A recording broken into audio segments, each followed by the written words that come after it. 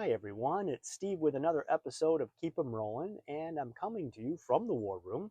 I know it's been quite a while since I've shot a video, and to be quite honest with you, I have not been doing a whole lot of military collecting at all.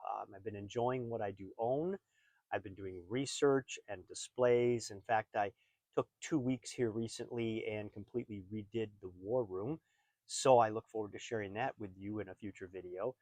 But there's just been a lot of things going on in my life. Some of the things have been really good, and some of the things have really not been good. And just fingers crossed, the not good stuff I'm kind of rounding the corner on.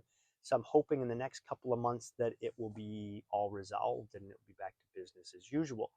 So on that note, I did want to get back into shooting videos. So I did go on a rather interesting pick, and I thought, let's throw that in here and let's get this channel going again. So along with the video that you're going to see right now, I am going to start doing YouTube Shorts. So I'll have a couple of those coming out here over the next 2 weeks. In fact, I have two that are completely done right now, so I'll be releasing one the same time I release this video. So on that note, let's jump into this recent pickup. We'll start with these right here. I picked up two of these. Basically, they're ski wax. So when you open these up, on the inside, you can see the ski wax. These are meant to put on your skis to make your skis go through the snow more efficiently for wet and corn snow. And I grabbed these for three reasons. And it's not, one of the reasons is not what you're thinking. I am not going to start collecting ski-related memorabilia. I picked these up because, number one, I figured they weren't long for this world if they stayed where they're at. I mean, they're only a cardboard tube with a metal bottom and a metal top, and the location that they were stored in just wasn't good for that type of material. In fact, I'm surprised they're in such good shape. So that was one. Number two, the price was right. And number three, the manufacturer. If we flip over here, it's the American Grease Stick Company of Muskegon, Michigan. And Muskegon's this awesome city. It's about an hour and a half from me. I've visited Muskegon numerous times. And it's really neat to see what these cities were contributing to the war effort. And I never knew that Muskegon had a factory that contributed ski wax. So that was one of the reasons. These will go on my miscellaneous shelf. It's just kind of something, local, which is cool. Here we have a hood. This hood is for the field jacket. I consider this to be like a Model 41 field jacket hood. As you know, the 41 field jacket didn't have an integrated hood. That was one of the complaints. They designed this right here to be worn with the field jacket. So you'd tuck this long, portion here into your collar to help keep your neck warm. And then you had the nice little visor here. You could cinch it up nice and tight on your face. So just a nice example. Surprised me to no end to find this in such good shape because, as I said, a lot of things were damaged. This is like dead stock. It is so nice. It's got a tag on here dating it to 1942. Just a nice crispy mint tag on it. What I'm going to do is I'll put this on display with my field jacket, and then when it's not on display with the field jacket, I will put it on a glass head with an M1 helmet just to have a nice, display like that. I love to be a completionist in that sense. Finding the field jacket's cool, but then adding to it like the gloves, the hood, and that just, it completes it.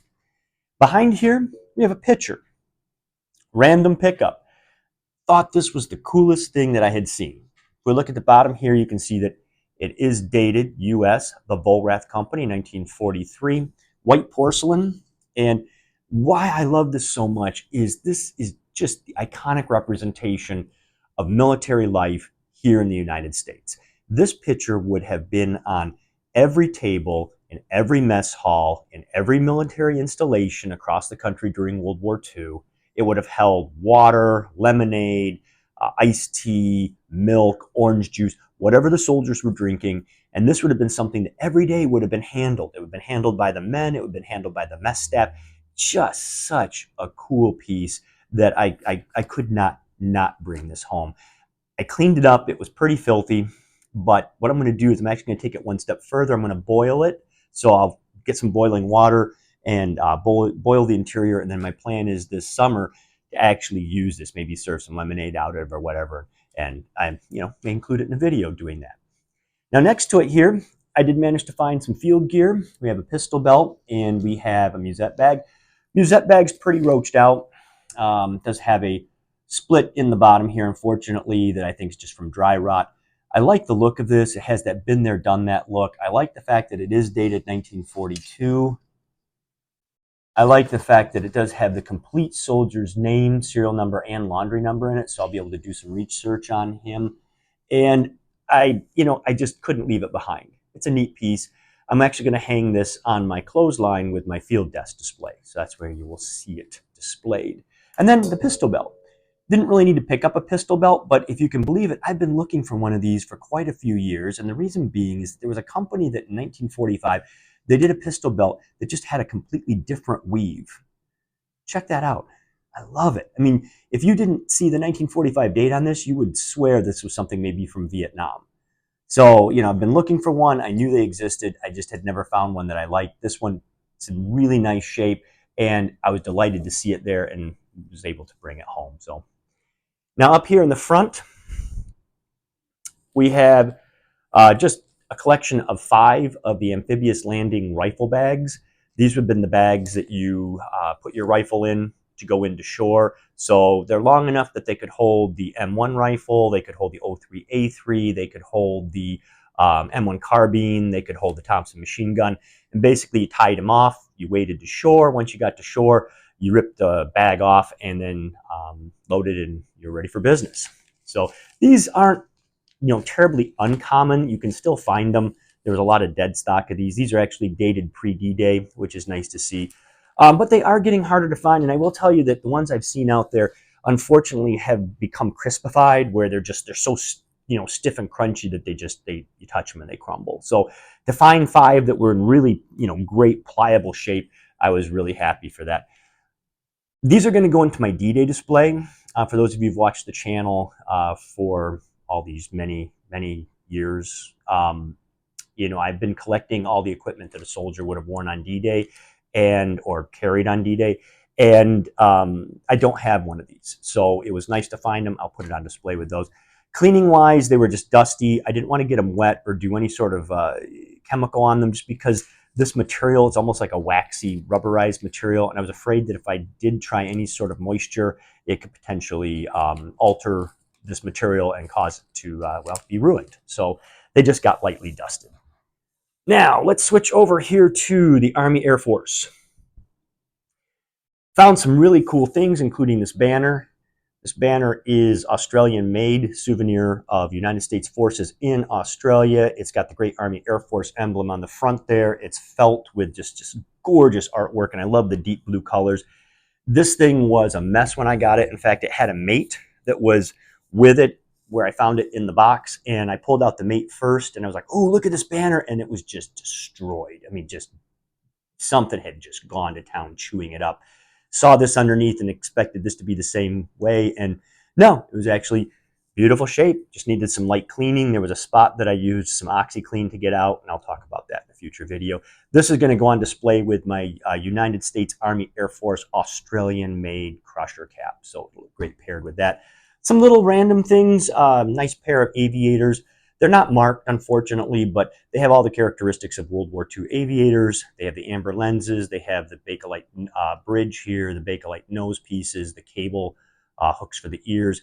And the price was right on these. So definitely, they come home with me and go on to the Army Air Force shelf. And then I also found some insignia. This is officer's collar insignia. It's just a nice match set, still on the original card. Clutch back, flat clutches, everything that you want to see. And once again, I will not be using these. These will just go on display on that same shelf. And then down in front here, I did get some post-war insignia. I do have a shelf of transitional Army Air Force items, basically transitioning from Army Air Force to the regular Air Force. This is just a post-war enlisted man's visor cap badge. Nothing special. It's an early model. And then these right here are nice because, I've been looking for a set of these. These are transitional insignia. So maybe 1947, 48, I can't remember right off the top of my head, unfortunately. But just a nice set. And like I said, I've been looking for a set of these, and every time I find them, they were always damaged or just in horrible condition. So these are in great condition, and they will go right on that shelf with some transitional insignia that I have, rank insignia. So I'll have to share that with you. It's cool stuff and pretty rare. And then finally back here, we have a set of glasses. These glasses are probably one of my favorite things I picked up because look at that. Air Corps, United States of America. Just a neat set of bar glasses. Heavy, wavy glass, so it's really early glass. Probably 1940, maybe 1939, hard to say. Cleaning these was a bear. I had to actually use white vinegar and baking soda to get the interior cleaned, and I had to be very careful not to damage the emblem there. These right here, I may clean them one more time and then maybe serve some drinks in them. We'll have to see. Now, moving onward to the United States Navy, we picked up 3 different pieces. The first is this great emergency lantern. This would mount on the bulkhead of the ship. And then if the ship lost power, had any catastrophic sort of problem or weather-related problem, you could pull this off the bulkhead. You could turn it on here. And then you had light. Of course, I don't have the power source for this at this moment. But then you had light so you could navigate through the dark interior of the ship. You could help with wounded. You could help with damage repair if you needed to. So I've been looking for one of these and just have never found the right one. This one turned out to be the right one. It was extremely, as I've said with all of this was extremely dirty. It took me 2 hours of cleaning this. I had to use Q-tips and diluted Dawn dish soap and just it was a bear to clean, but it turned out great. And then once I was all done, I just gave it a light coat of gun oil, just a very, very, very light coat, just to kind of protect some of these bare spots. And it turned out beautiful. It's going to go on display. I have a shelf of Navy items, and I think it's going to fit there. But I'll point these things out when I do the room tour. I also picked up a Mark V U.S. Navy flare gun. You can see here it is marked and dated on the top. Signal pistol, Mark V, Vulcan Manufacturing Company, 1945. Another piece that I've always wanted to have in the collection, but every time I would find one, this handle portion, which is almost like a plastic material, was always damaged, either cracked, chipped, dinged in some way that's made it unattractive. Amazingly enough, this one, for where it was being stored, is in beautiful shape. All it needed was some light wipe down with a damp rag, and then I oiled it up real well to kind of bring it back. You can see to operate it, you just push the button, barrel drops, slip in a flare, and then there you go. So easy peasy. It's even got the lanyard, which is great, or the lanyard ring, I should say. Now all I have to do is see if I can find a holster for it, because there's actual holster and belt that would go with this.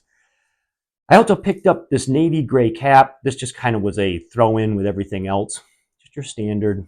It's got a name in it, so I'm going to do some research and see if I can find anything out about this individual. But just, you know, standard naval gray officer's overseas cap, no insignia.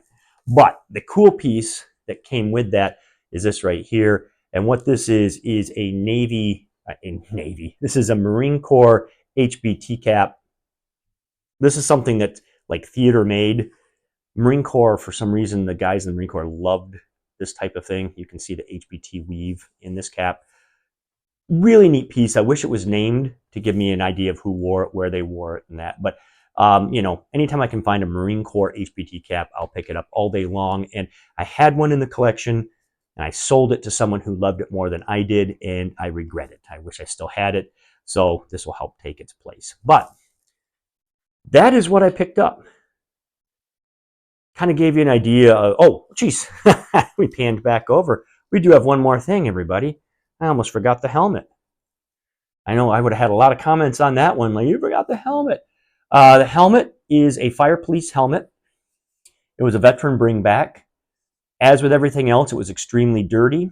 So it took copious amounts of cleaning to get it to this condition. I'll tell you about that in just a moment, but let's go over the helmet itself. It's a double decal helmet, or for my friends overseas, it's a double decal helmet. We have on this side the fire police decal or decal, which is about 90% complete, a little bit of scuffing up there. And then on this side, we have the national emblem. This one's been denazified, as you can tell.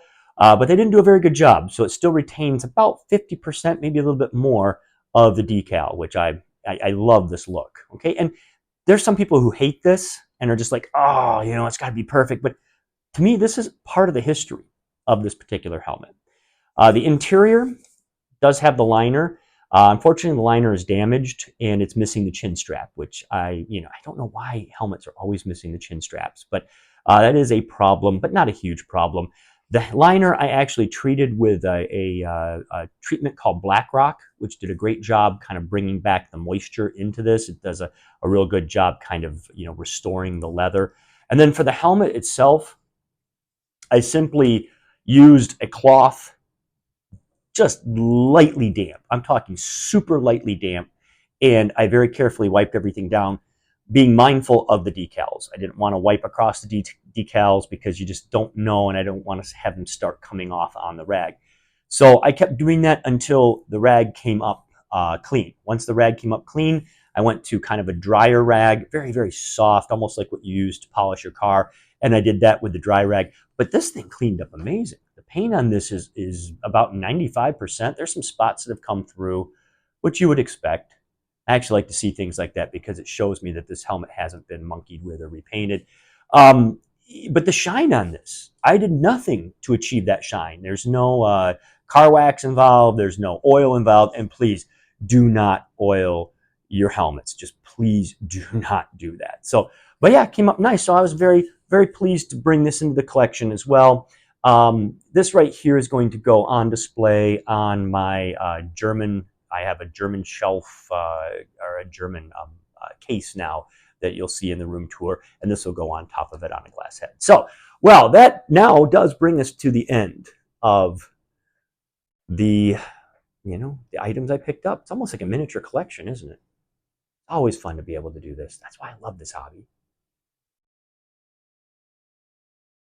Well, everyone, I hope you enjoyed the video. It was quite an interesting pick, and I will say it was tough in many respects to figure out what I was going to bring home and what I was going to leave behind. Now, condition did help with that a lot. There were several pieces that I pulled out, and then when I looked at them in the daylight, realized that the damage on them was just, yeah, it was unrepairable, so they were left behind. Oh, by the way, Max is here, of course. He always has to be part of the video, so isn't that right, buddy? Yep, you always got to be in the middle of everything. So absolutely love it. So, but thanks for watching to the bitter end. And as always, if you're at the show of shows, and if I'm at the show of shows, once again, fingers crossed, and come across each other, give me a shout. Tell me what you're doing. Tell me what you're collecting. Tell me what you're buying. I love that part of the hobby. And to me, this is why we do this. It's not about how much can I get? It's about sharing, seeing what other people are doing, learning from other people. And that to me is my favorite part. So, on that note, everyone, this has been Steve with Keep 'em Rolling and Max. Right, Max? You want to come back over again? All right, let's try it again. This is Steve and Max. He had to go to the vet and have a little bit of a uh, blood test, so they had to shave his leg here. I hope that grows back. But this is Steve and Max with Keep 'em Rolling, reminding all of you to, well, keep 'em rolling, right? I know you want down. Okay, sorry. There you go. At least you're purring. Oh, nice. Let's put your butt in. Great.